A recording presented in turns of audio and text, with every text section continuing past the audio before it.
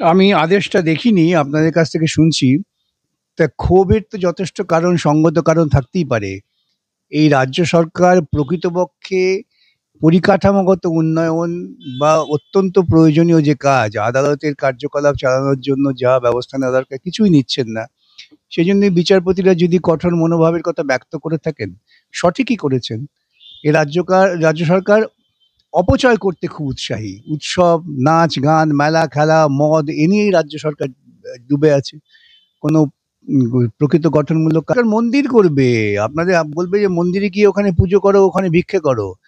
রাজ্য সরকার মৌলিক কাজের, যে কাজ মানুষের মঙ্গল হয় এমন কোনো কাজে কোনো পয়সা খরচা করবে না। এই কথা তো আমি বহুদিন থেকে বলছি।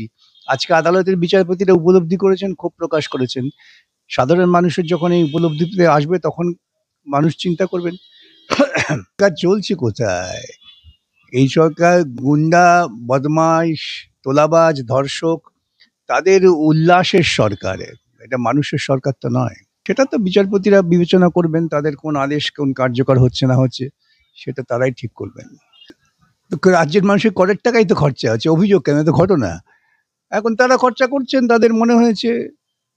তারা রাজ্যের আইনজীবীদের উপর ভরসা রাখতে পারছেন না, তারা বাইরের আইনজীবীদের কোটি কোটি টাকা দিচ্ছেন, সেটা রাজ্য সরকারের সিদ্ধান্ত।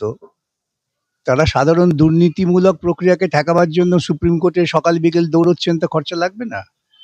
এগুলো সাধারণ কথা, এগুলো নিয়ে খুব আলোচনার কিছু নেই। রাজ্য সরকারের বিরুদ্ধে মামলা হতেই পারে, এটা খুব স্বাভাবিক ব্যাপার।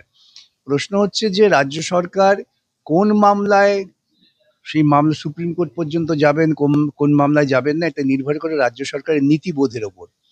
রাজ্য সরকারের নীতিবোধ তো আর আমরা তৈরি করে দিতে পারবো না। রাজ্য সরকার অনেক মামলায় অপ্রয়োজনে অকারণে সুপ্রিম কোর্টে বারবার যাতায়াত করেন এবং তারা পয়সা নষ্ট হয়। বিভিন্ন ল ফার্মকে তারা নিয়োগ করেছেন, তাদের টাকা দিতে হয়। সেটা তো রাজ্য সরকারের নীতিগত সিদ্ধান্ত, এটা আমার কিছু বলার নেই। আমি কবে থেকে বলে আসছি, রাজ্যে যে পরিকাঠামো বামফ্রন্ট তৈরি করে গিয়েছিল সেই পরিকাঠামোকে ভেঙে চুরে ব্যক্তি পুঁজির কাছে তুলে দেওয়া হচ্ছে, এটাই মমতার লক্ষ্য। শিক্ষা এবং স্বাস্থ্য, যে দুটি প্রাথমিক কাজ সরকারের দায়িত্ব নেওয়া উচিত, সেই দুটি কাজই মমতা ধীরে ধীরে প্রাইভেট পুঁজির কাছে ছেড়ে দিচ্ছেন। এটা যদি বুঝতে দেরি হয় তাহলে পশ্চিমবঙ্গ মানুষের প্রতি আমার করুণা ছাড়া আর কিছু করার নেই।